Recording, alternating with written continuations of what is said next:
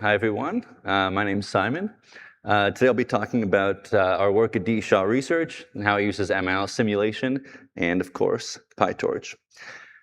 So just a little bit to start, we work at a company called D. Shaw Research, or as we call it, DESRES. We're a drug discovery company and computational biochemistry company. Been around since 2002, founded by David E. Shaw, whom we're named after. Over 115 people that work in a lot of different areas: biology, chemistry, computer science, and so on. We're mainly located in New York City. We also have data centers in Durham and Pittsburgh. So we're a computational drug discovery company. So why computation and why drug discovery? Well, first of all, drug discovery is difficult, and it's getting more and more difficult every year. So here's a plot of the actual cost it takes, or how many drugs you get out of $1 of spending on R&D versus time. And the y-axis is on a log scale. So we see that nice linear plot going down, meaning we're getting exponentially fewer drugs per dollar spent every year. Drug discovery is hard. It's getting more expensive. We want to help human health, so we want to make drugs better. So why is drug discovery so hard? For a few reasons. So biology in general is very difficult. We have this idea of you might try to target a protein that's implicated in some disease, and you can help fix that disease. Figuring out which protein is implicated is complicated. There's often many involved. Not only that, it's a difficult search space. So to make a drug, you got to find something that's about the right size, right chemical makeup. There's about 10 to the 60 potential molecules that could do that, but only a few of them will actually do the biology that you want them to do. So you see a needle in a haystack. Our molecule has to do a lot of different things, like everything in this list here: get through your gut intact, make it to the cells you care about, modulate some protein that stops the disease without hitting other proteins that cause toxicity, a whole bunch of stuff. There's a multi-objective optimization problem, the targets of which are poorly understood with a huge search space. So that's why it's hard. And so we think that computation can, in general, help solve this problem. We do two main things: molecular dynamics and machine learning. So molecular dynamics involves the atom-by-atom simulation of chemical matter, typically a protein interacting with a drug. And that gives us qualitative and sometimes quantitative insight into what's going on in a system. We can use that to design better drugs. We actually have special-purpose supercomputers we've made, 3 generations of a machine called Anton, which really speed up these simulations and increase our throughput. Now we're combining that with machine learning and other methods to both train on the output of molecular dynamics, improve the quality of molecular dynamics, and also do things that MD can't do. And all of that is done with PyTorch.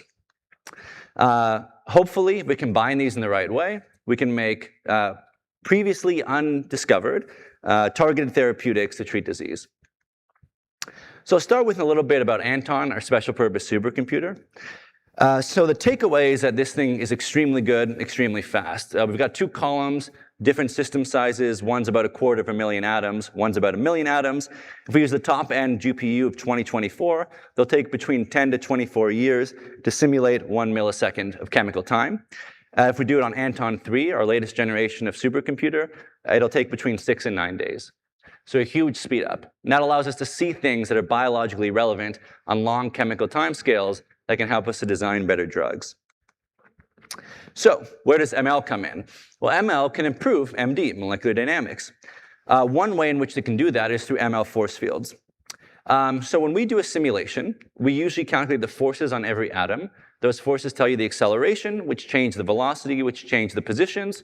You move them, repeat. You do this enough times, you get a simulation. Where do those forces come from? The real forces come from solving the Schrodinger equation, solving the equation of quantum mechanics, which is usually accurate, but it's extremely slow. Typically in simulations, we use things called classical molecular mechanics force fields, which are very fast, but sometimes don't have high accuracy.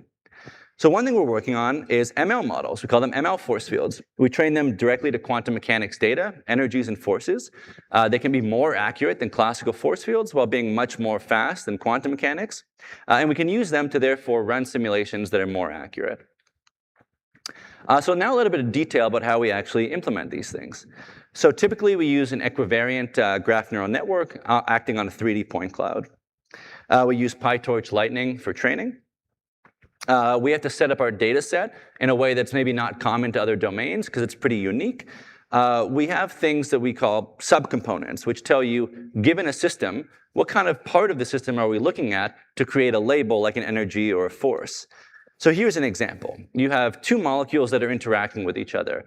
One thing we might care about is what is the energy that you get by putting these two things next to each other as opposed to having them be very far apart. Right, that, for example, could be relevant to protein-ligand binding, where a ligand enters in a protein and forms a favorable interaction that decreases the total energy and tells you they're going to stick together. So what we say is we have one subcomponent, which is all the atoms in the system. We'll calculate the energy of that. Then we'll take one part of the system, calculate its energy, and another part and calculate its energy. And the total interaction is the first one minus the sum of the next two ones.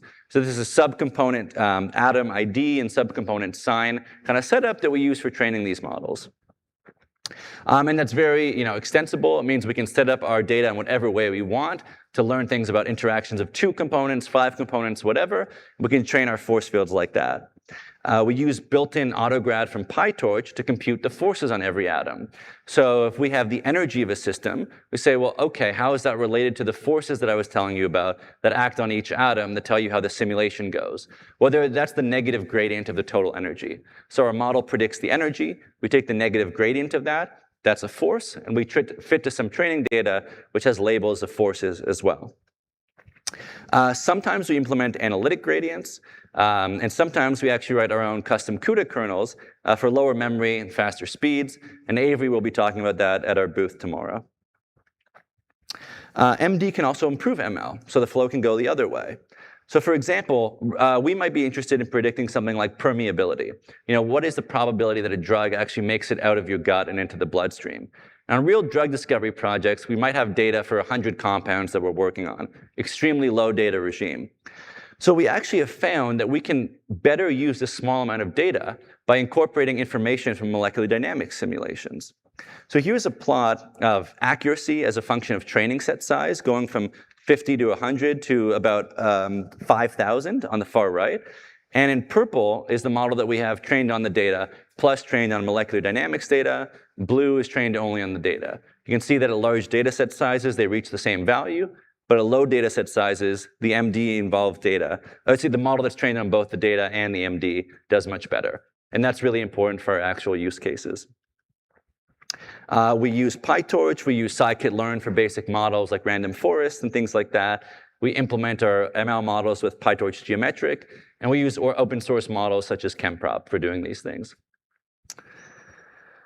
Not only that, we can do structure prediction better. So one thing we're often interested in is given a potential drug and a protein, can we predict the structure the two of them take when interacting with each other?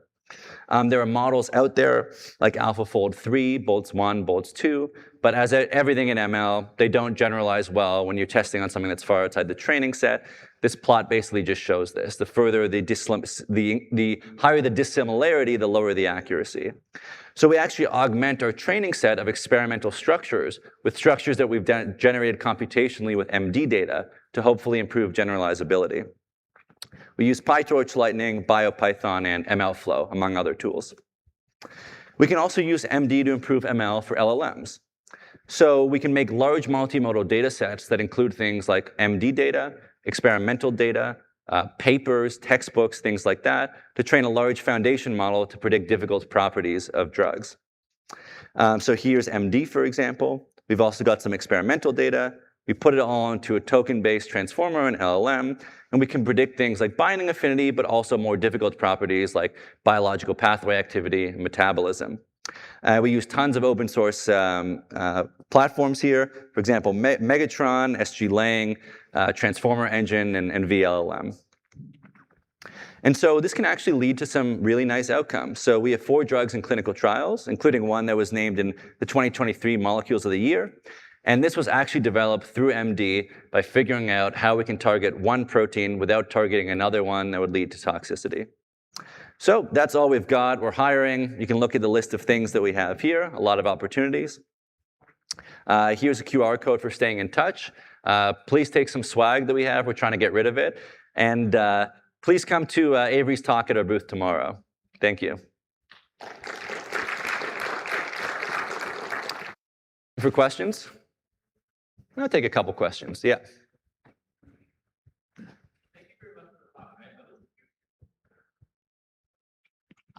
Thank you very much.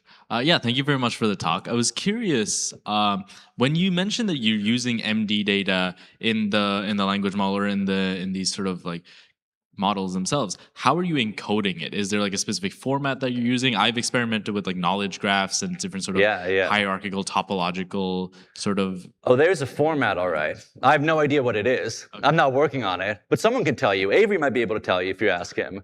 But it's an ongoing area of research. Yeah, Okay. We're trying to figure out the best way to tokenize them. Okay. Yeah, because that's been like a challenge when I've been kind of working in this field. It's just like, how do you organize this information? How do you encode it? Right, and I would say that I don't think tokens are a natural language for 3D structures. I think the question is, can we make an encoding that is close enough to good that we can still get a benefit out of it?